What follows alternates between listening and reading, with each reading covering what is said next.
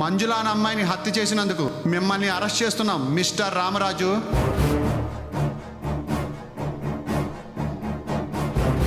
Madam, హత్య చేశాడని ఆధారాలు దొరికాయి కాబట్టే వచ్చాం. హత్యా స్థలంలో డెడ్ బాడీ మీద హత్య చేసినట్టు అన్ని సాక్ష్యాలు బలంగా ఉన్నాయి.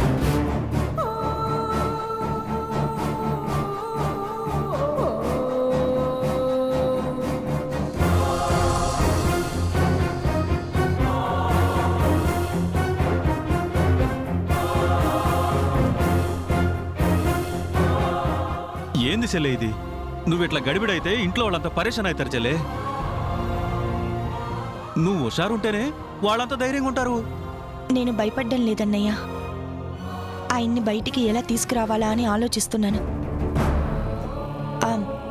అన్నయ్య, ఇంతకీ లాయర్ గారు ఏమన్నారు? వకీల్ సార్ నేను కలవలే చెల్లె. నేను ఇంటికి పోయేసరికి ఆయన కోర్టుకు పోయిండు. మళ్ళా పొద్దుగూకి నాకు ఇంటికి వస్తాడంట.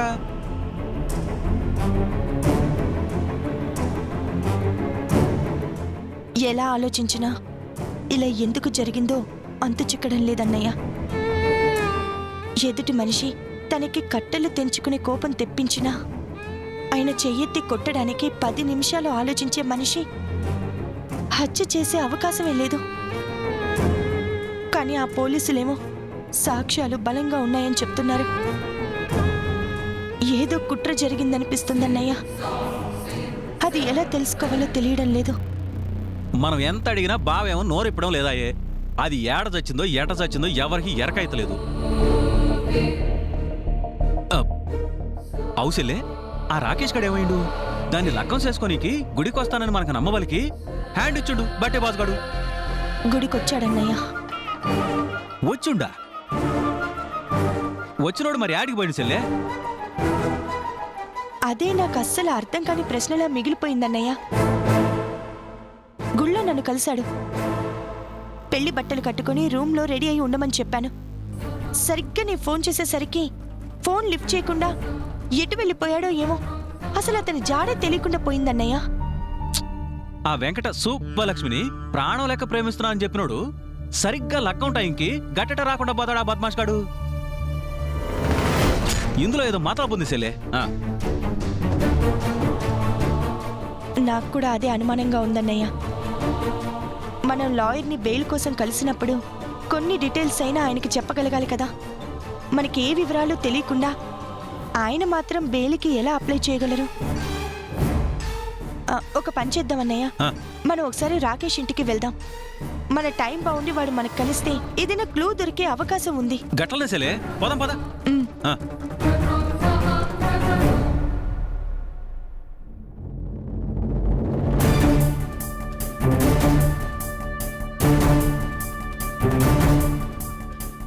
అరే, ఈ బట్టే బాస్ కూడా తాళం వేసి ఆడిపోయాడు చెల్లే. అబ్బబ్బబ్బబ్బా. ఎక్స్క్యూజ్ మీ, ఈ ఇంట్లో ఉన్న రాకేష్ ఎక్కడికి వెళ్ళాడండి? ఏమో తెలియదండి. నిన్న ఉదయం అనగా వెళ్ళాడు, ఇంతవరకు తిరిగి రాలేదు.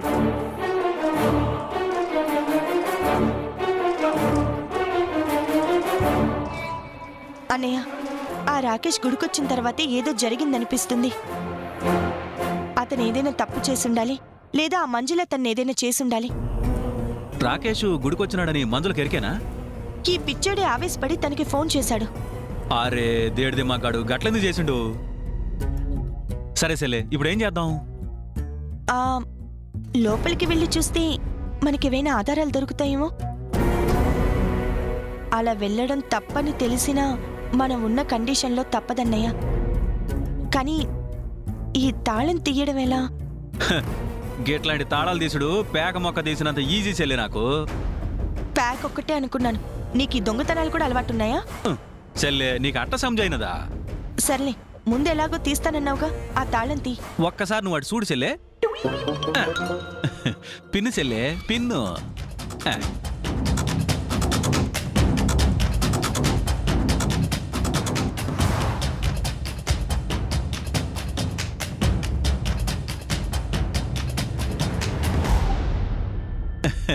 చెల్లె 1 2 3.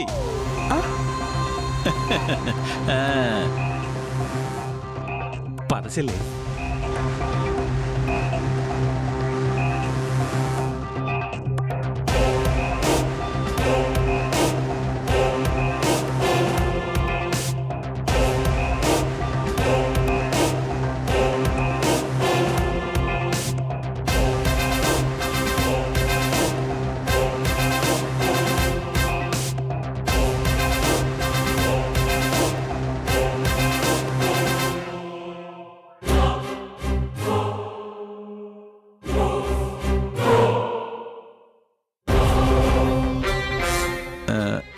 సెల్లే, ఇదేదో జమానా ఫోన్ లేకుండా అదే.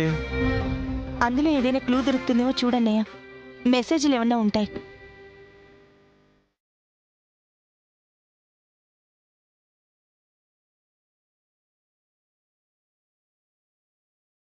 అరే సిమ్ లేదు సెల్లే. ఒక్కోసారి ఫోన్లో మెసేజ్లు స్టోర్ అయి ఉంటాయన్నయ్య. ఒకసారి చూడు.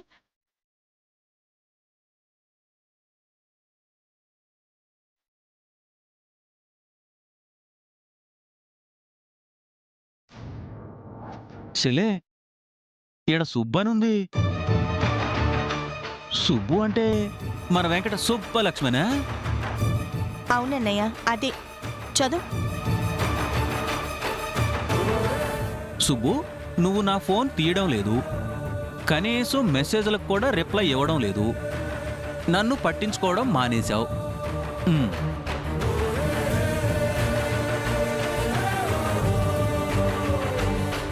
అర్థం చేసుకో రాకేష్, పెద్ద ఆవిడ చెప్పిన ముఖ్యమైన పని మీద ఉన్నాను. కొన్ని రోజులు నేను నీ కాంటాక్ట్లోకి రాలేను.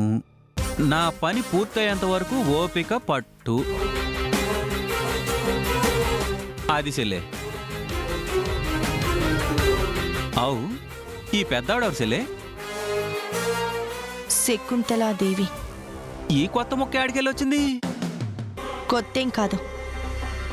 ఫోన్ చేసి నాతో మాట్లాడేది, నన్ను బెదిరించేది ఆవిడే. శకుంతల అన్న పేరే మొన్న మనకి తెలిసింది. గట్లనా? అయితే ఇప్పుడు ఏం చేద్దాం సెల్లే? శకుంతలనైనా కలవాలి, రాకేష్ అయినా దొరకాలి, లేదంటే మీ బావగారైనా నోరు విప్పాలి. ముందైతే మనం లాయర్ గారి దగ్గరికి వెళ్దామన్నయ్య. గట్లనే పద.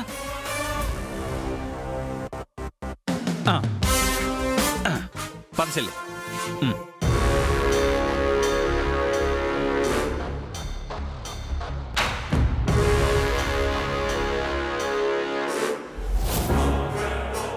నమస్కారం లాయర్ గారు. నమస్కారం, కూర్చోండి.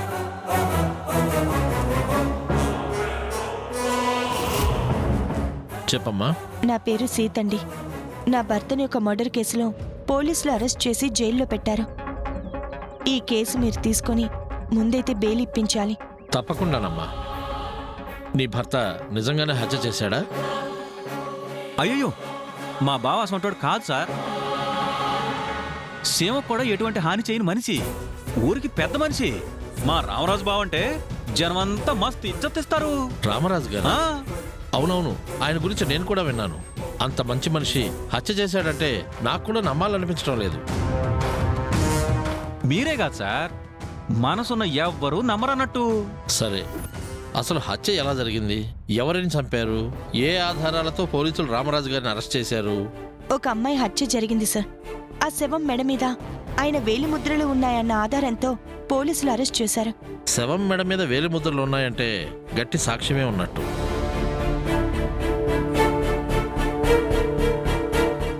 ఇప్పుడు ఏం చేయమంటారు?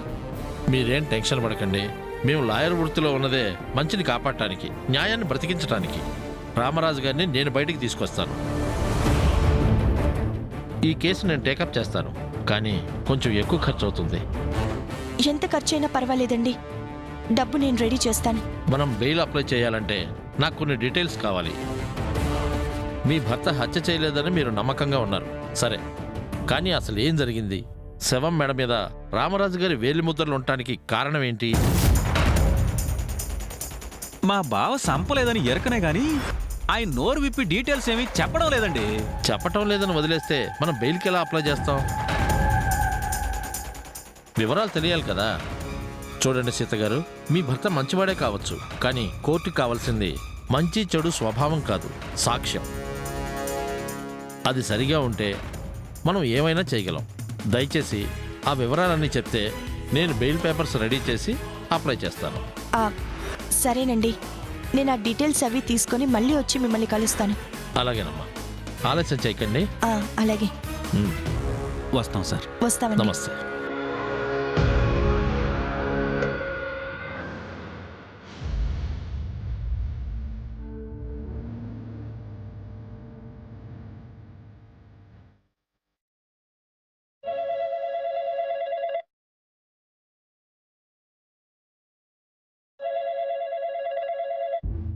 హలో,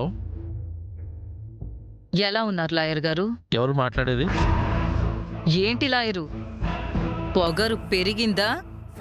నా మీద గౌరవం తగ్గిందా?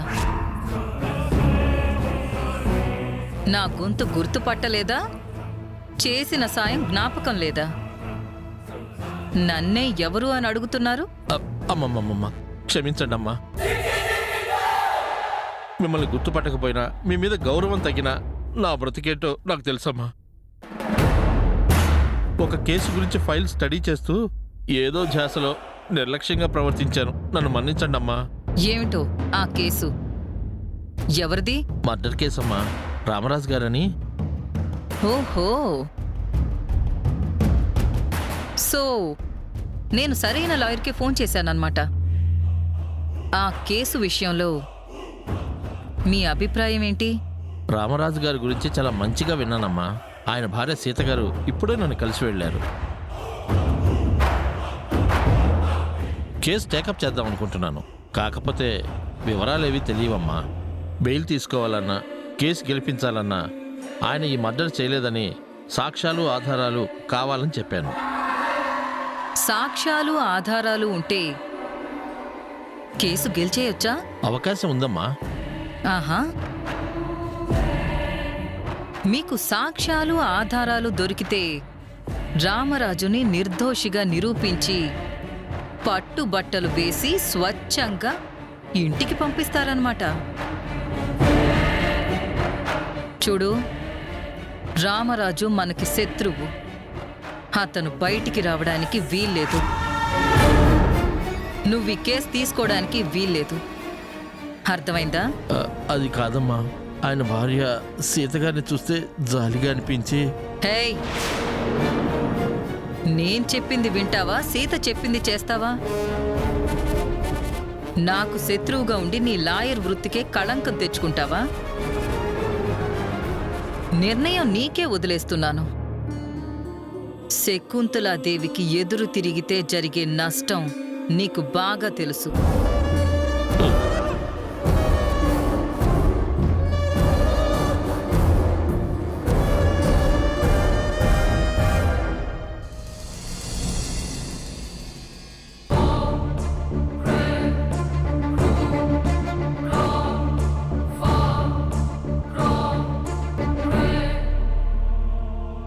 సాంబాయి గారు, చెప్పండమ్మా. ఆయనతో ఒకసారి మాట్లాడొచ్చా? మాట్లాడానమ్మా. యాండి, మళ్ళీ వచ్చావేంటి సీత? అదేం ప్రశ్న అండి? మిమ్మల్ని విడిపించాల్సిన బాధ్యత నాకుంది. ఆ విషయంగానే వచ్చాను. దయచేసి నన్ను విడిపించాలన్న ఆలోచనని విరమించుకో సీత. అలా ఎలా విరమించుకుంటానండి? అది అయ్యే పని కాదు. చెప్పండి, మంజులని గుడి నుంచి మీరు కారులో తీసుకువెళ్లారు. తర్వాత ఏం జరిగింది? ఆ అమ్మాయి చనిపోయిందని మిమ్మల్ని అరెస్ట్ చేశారు. అసలు తను ఎలా చనిపోయిందండి? అసలు తనని ఎవరు చంపారు? మిమ్మల్ని ఎవరు ఇరకాటంలో ఉంచారు? నేనే చంపాను సీత.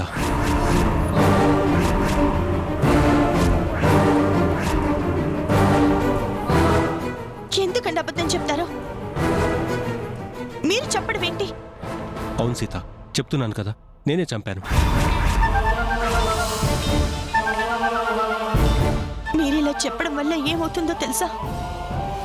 తెలుసు సీత, ఉరికమ్మం ఎక్కుతాను. అందుకు నేను సిద్ధంగానే ఉన్నాను.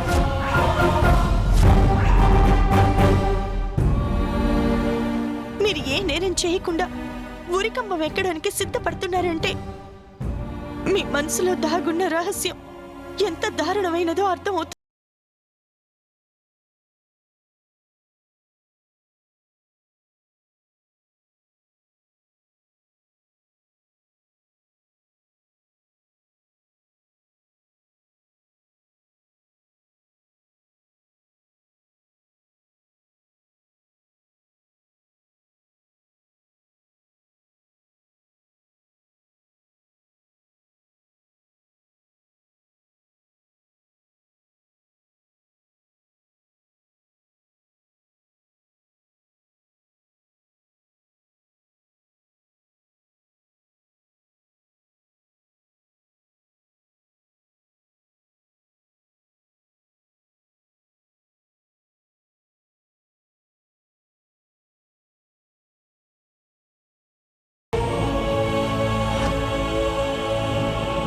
మీ జీవితంలో నుంచి నన్ను తీసేయమని చెప్తున్నాను కదా, మళ్ళీ ఎందుకు ఇలా అడుగుతున్నావు?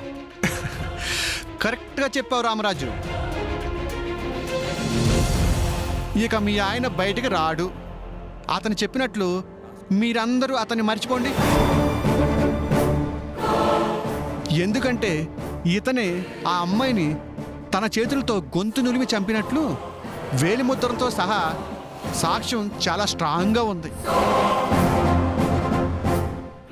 మీ వృధా ప్రయత్నాలు ఆపి ఇంటికి వెళ్ళండి. ఏమో అనుకున్నాను కానీ పర్లేదు రామరాజు, నిజాన్ని నిర్భయంగా ఒప్పుకునే గట్స్ నీలో ఉన్నాయి.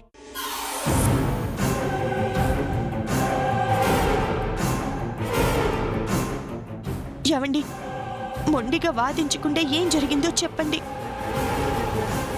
ఏమ్మా, చెప్పరని నీ మొగుడు చెప్తుంటే నీకు వినపట్లేదా? ఇక అతను నీకు లేనట్లే. ఎలాగా వయసులో ఉన్నావు, నా మాట విని ఇంకో పెళ్లి చేసుకుని హ్యాపీగా ఉండు. రేయ్, మర్యాదగా మాట్లాడు. ఎంత పొగరు నీకు! పోలీస్ ఆఫీసర్ని రే అంటావా? ఇంకొక మాట ఎక్కువగా మాట్లాడితే నువ్వు సిఐని కూడా చూడను. అబ్బా చా, నువ్వేమన్నా రాణి రుద్రందేవ్ అనుకుంటున్నావా? ఝాన్సీ లక్ష్మీబాయి అనుకుంటున్నావా? ఏం చేస్తావు? నేనేం చేస్తానో చూడటానికి ట్రై చేస్తే అది నువ్వు తట్టుకోలేవు. నువ్వు ఎవరి మోచేతి నీళ్లు తాగి దిగజారిపోయావో నాకు బాగా తెలుసు. నా భర్తని ఎలా బయటికి తీసుకొచ్చుకోవాలో కూడా నాకు తెలుసు. ఏయ్, నీకు చేతనేం చేసుకోపా. చేస్తాను. ఏమండి, మీరు చెప్పకపోయినా మిమ్మల్ని బయటికి తీసుకొచ్చి ఇలాంటి వాళ్ళకి బుద్ధి చెప్తాను.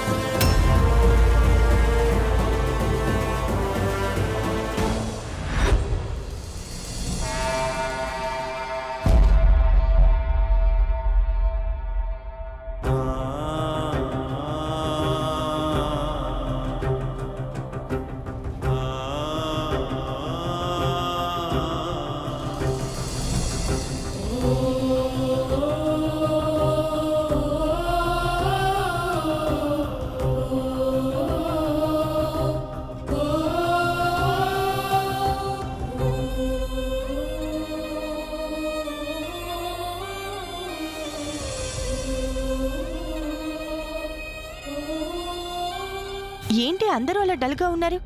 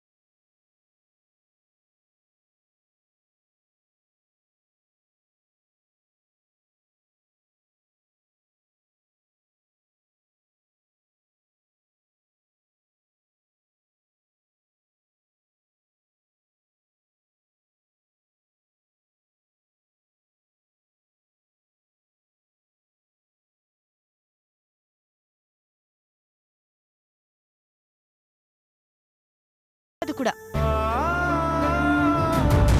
నేను లాయర్ గారితో మాట్లాడాను. ఆయన్ని బయటికి తీసుకొస్తాను.